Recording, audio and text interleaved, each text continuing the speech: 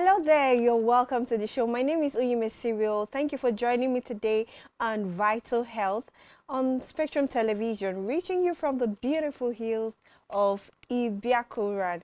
All right, quickly, there's a popular saying that health is wealth.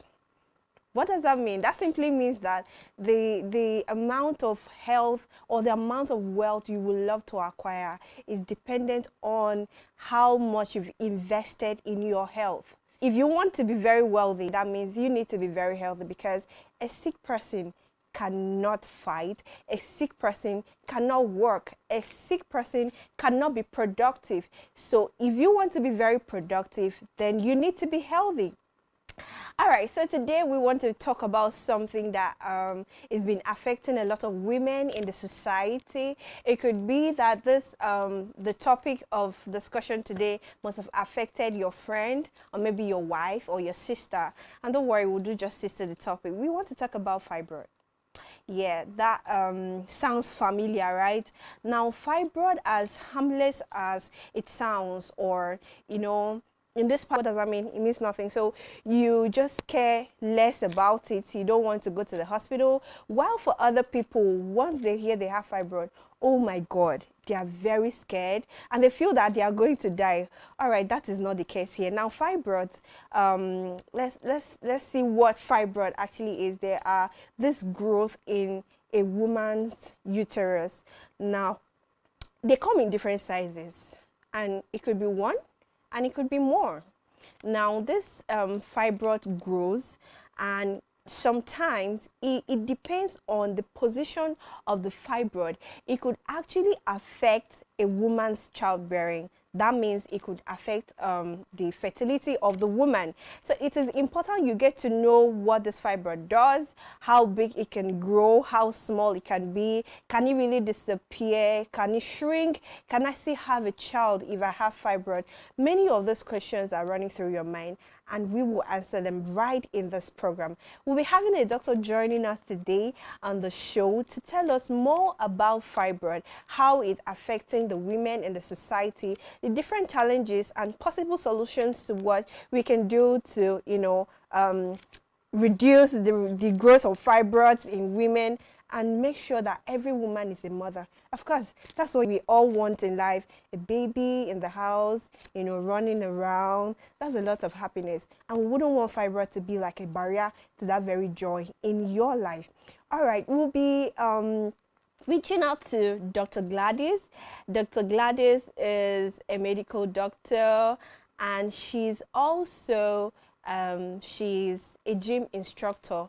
I know you'll be expecting some masculine, individual, but no, she's still very pretty. She makes sure that you keep fit and you are healthy. All right. So, and that's the essence of this program, Vital Health. We'll just go on a short break, and when we come back, Dr. Gladys will be joining us on the show. Don't go away. We'll be right back.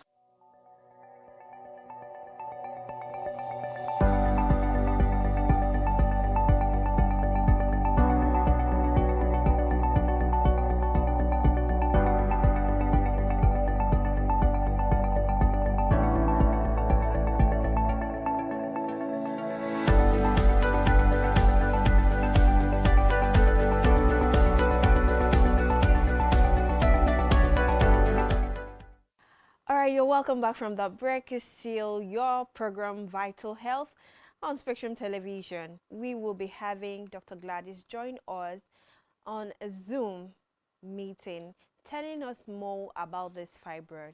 Now, before she joins us, I want to quickly point out the symptoms of this fibroid. Now, basically, one of the major symptoms of this fibroid could be heavy bleeding, excessive bleeding. Now, during your menstruation, when you're having your menstrual flow, you notice that you are having excessive bleeding than the usual one. Of course, they still come out, you still bleed during menstruation, but if the flow is quite heavy or heavier than the one you've been having over time, then you need to see a doctor. And then another symptom could be delayed menstruation. If your cycle is like 28 days and you notice your cycle has increased to like 30 days, 31, some persons 35, and it's not normal. Whatever it is you experience during your menstruation, and it happens the next month, and it is not normal, and you notice the another month, subsequent month, and it is not normal, then you need to go and see a doctor. Another symptoms could be pains in the pelvic. This feels like one of the major symptoms of fibroid. When you start having pains in your pelvis, then I mean, you need to see your doctor. You know, some persons prefer herbal treatment. So you move from one bus stop or wherever is busy, you hear some persons using public address system to say, come and take this herbal medicine. It will dissolve the fibroid. It will give you manpower. One medication is going to take care of everything. Well, I don't know if that works for you, but then medically it is advisable you go to your doctor, so they give you the best administration, you know, they give you the best advice. And then sometimes if the growth is a major one, you might just have to go for a surgery. You know, they can take it off. Now it is possible that you can have this fibroid and you still be pregnant. So what happens is, during, if you're going for a CS, you can just tell your doctor, please help me take this off too. All right, and you'll be fine. So there's nothing to worry yourself about. And then, whoa, let me shock you. Do you know that there are some persons that don't even have symptoms at all? Yes. You can have fibroid and you don't have delayed menstruation, you don't have a heavy flow, you don't have no pains in your pelvic. You are just normal, but then there's a growth going on in your body. So it is also advisable that you go for a checkup, medical checkup. Some persons, we prefer what is this? There's something to say, prevention is better than cure. We prefer the cure to the prevention.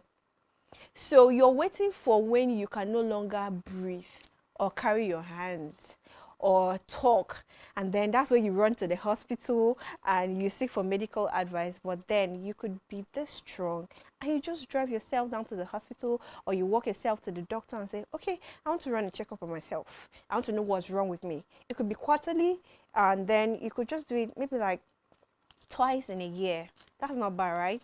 So let's invite place a call to Dr. Gladys on Zoom, and let's hear what she has to say about this fibroid as a medical doctor. Hello, Dr. Gladys.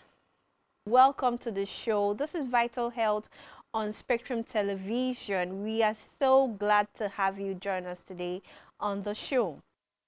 I am much for having me.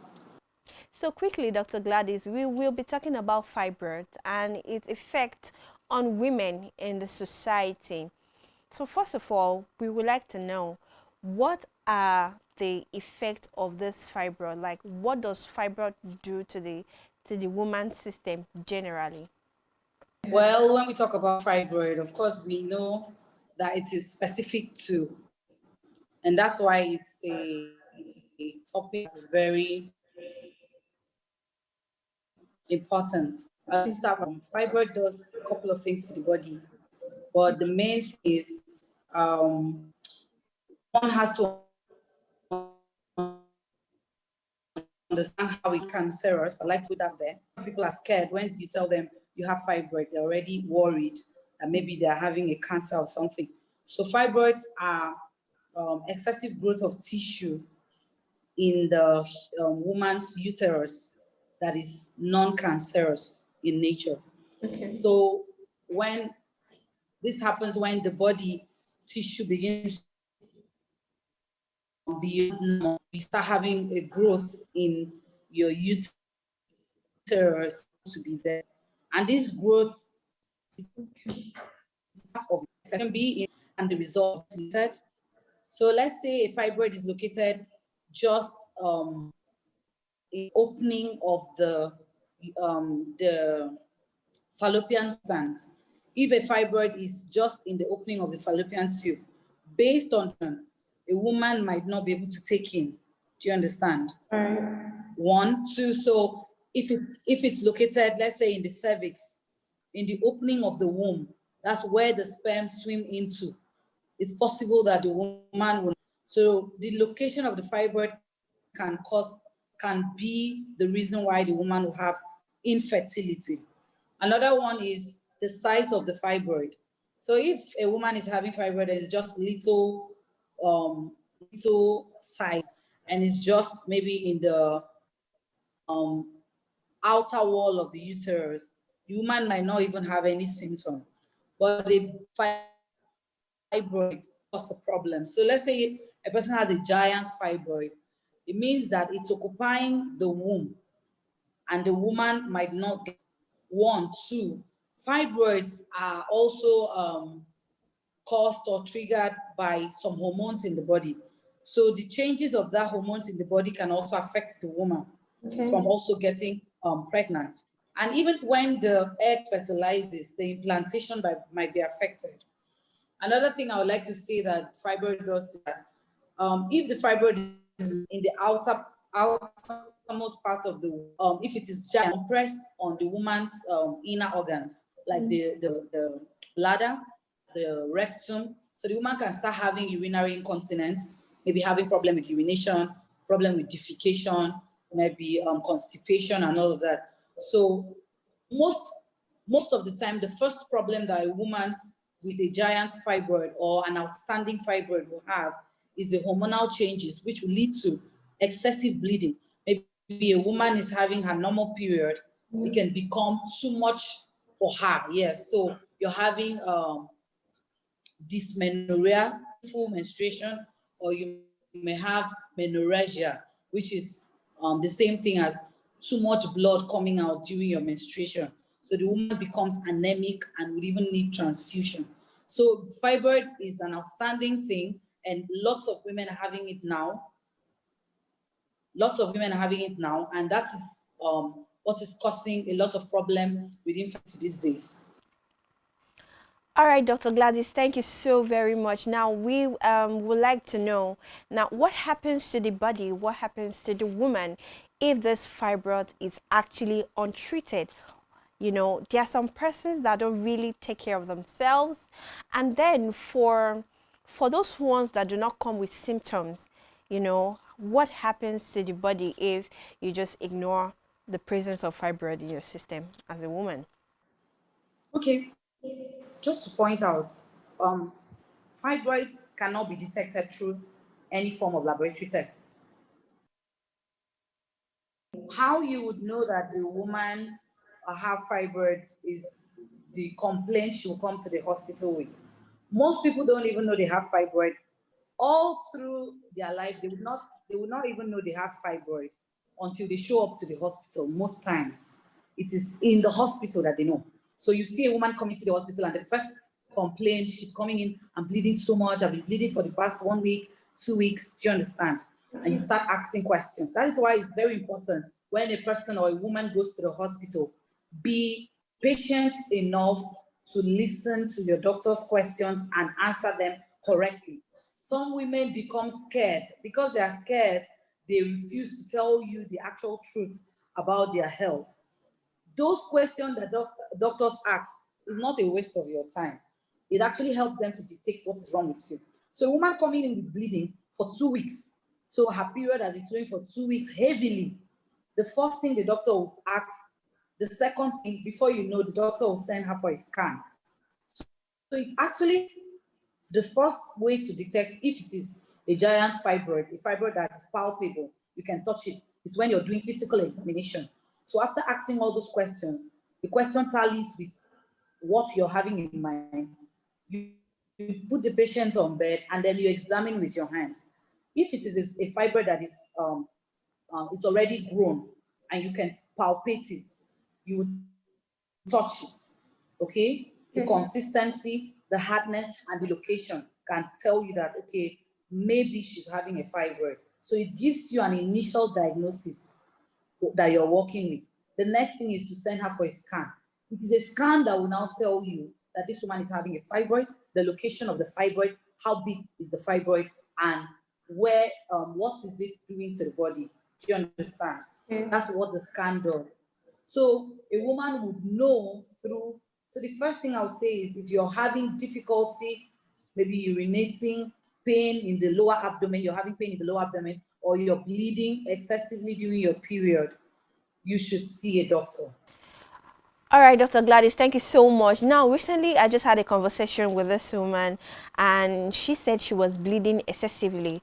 Of course, she said she was bleeding for more than 2 weeks or thereabout, and that got me very scared. And I was bothered, so I asked, is it because of fibroid? Could it be fibroid? And she said no, that she is on family planning, and that could be the cause of the bleeding. So please, is bleeding the only symptoms of fibroid, or should we look out for other things? What are like the causes of this fibroid and the symptoms too that we should look out for? Oh no, fibroid is not the only reason why you can have excessive bleeding. It can be one of the reasons. Yeah, for a woman in her reproductive age, as a woman that is in her reproductive age means a woman that is capable of getting pregnant, right? Up to 18 and above.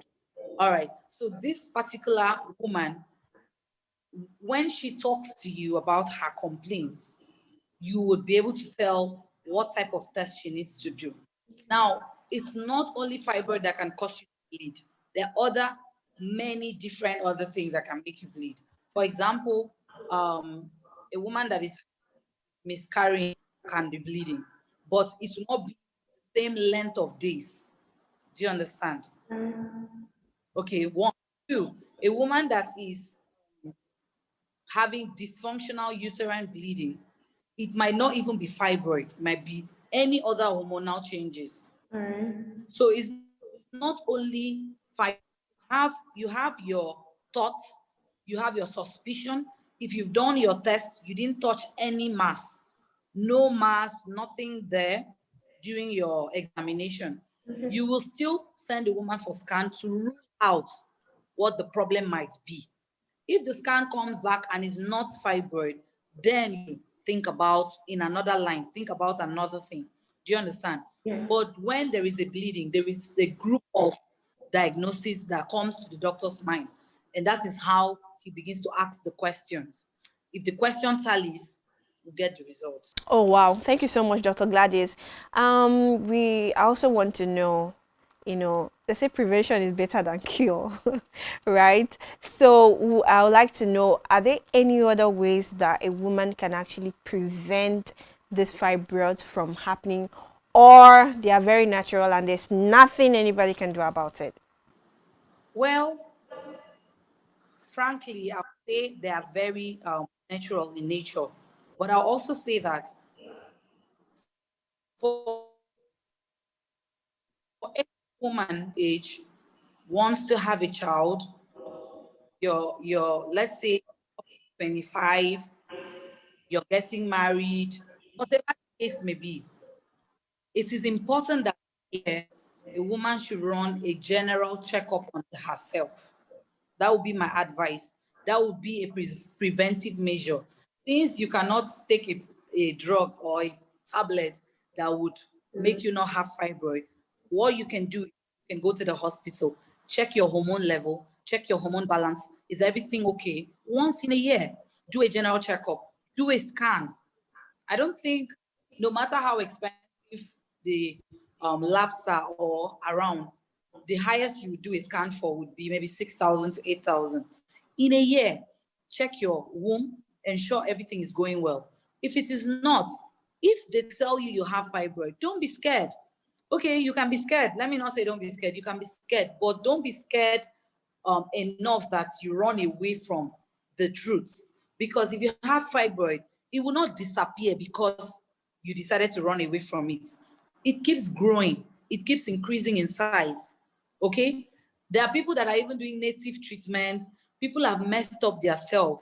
Some people have had kidney failures because of too much herbal treatment for fibroid. Drink something that can dissolve the fibroid. Well, medically, I don't know anything like that. Do you understand? There's some drugs that can be given depending on what and how to manage it. But a typical grown fibroid is only managed surgically. You're a woman, you get married and you realize you have fibroid and it is big and is closing your womb or is causing any form of infertility, go in for surgery. Most times the surgery, in fact, 90% of the surgeries are successful. So go to a hospital, do your surgery, and come out. Wait for a year or more, according to your doctor's discretion. Get pregnant and move on with your life. Another thing that helps, if you have a fibroid and you just got married and it's a little fibroid, you've done the test and the doctor says, oh, it's not so big. Pregnancy actually shrinks fibroid. Yes, but there are also effects to it. So the measure you try to take depends on where, but ensure that it is a doctor that is directing you. So what are the effects of this fibroid on pregnancy? Can a woman be pregnant and still have fibroid? Like I said, it is a natural phenomenon. You are pregnant, you came to the hospital because you're pregnant, and we realize that your pregnancy is growing with fibroid. I've actually seen people that come in and they're in so much distress and pain because of the degeneration going on. Some of them lose the baby, but that is in a minimal rate. Yes. So the fibroid grows and overshadows the child. But in most cases, if the fibroid is little, after some time, as the baby grows, the fibroid inflates. Do you understand? Yes. And some babies, they grow in the womb with the fibroid. Nobody agree. So it's like one person has to win the battle. So most of the time, the babies are okay. As long as the fibroid is located in a position that does not affect childbirth. And even if the fibroid is located in the mouth of the womb, when it's time to deliver, just go for your CS. Open up and bring out your baby. If you have a fibroid growing while you're going in for your CS and you want to take it out, tell your doctor, I want to do my CS. As you take out my baby, please take out the fibroid. So pay your money do you understand? That's why I used to encourage women. When you're about to go into childbearing, have money, save your money so that no matter what comes up, you can always augment the bill. All right. So for women that are in the rural areas and they complain a lot about finances, they do not have money, I don't have a child to take care of me, I don't have money for surgery. What do you think could be, another solution aside from surgery in taking out this fibroid? Is there any other solution, or can they go ahead with their herbal treatment and just be fine? Well, the truth is, if I were to say I know, I'll be lying. I do not know any other way fibroid can be treated, but I know that there are people out there taking medication to dissolve fibroid, and maybe it works for them. I can't encourage that because I don't know what effects it might have on the other person. So what I would say is, I think the government just have to maybe have a subsidized rate of surgery, or people should look out for those things, because sometimes there are times in the hospital when they have subsidized surgeries and people come in and do surgeries for free or at a cheaper rate. Yeah. So for women who don't have money, I don't know, they would need to find ways they can help themselves. All right. Thank you so much, Dr. Gladys, for joining us today on Vital Health. Thank you so much. It was good to have you. Do have a lovely evening. Well, first of all, I'm excited I was here today to say thank you to everyone out there. But my advice would be, even though there is fibroid out there is always a solution to everything. Try to visit the hospital, especially when you're pregnant, when you get married or about to get married. Listen, hear the advice of your doctor. Try as much as possible to eat healthy. No one knows, maybe the things we eat too predispose us to these things. So I would say eat healthy, keep fit, exercise, and also allow yourself, yes, exercise, and also allow yourself to enjoy life. That's what I like to say to ladies generally. Make money, make money so that when your husband needs your help, medically for your sake, because a lot of women are suffering. They come to the hospital. If the surgery is 80,000 and your husband has 50 and you have 30, it makes it easier rather than just waiting for the man to do all the work. Thank you. And there you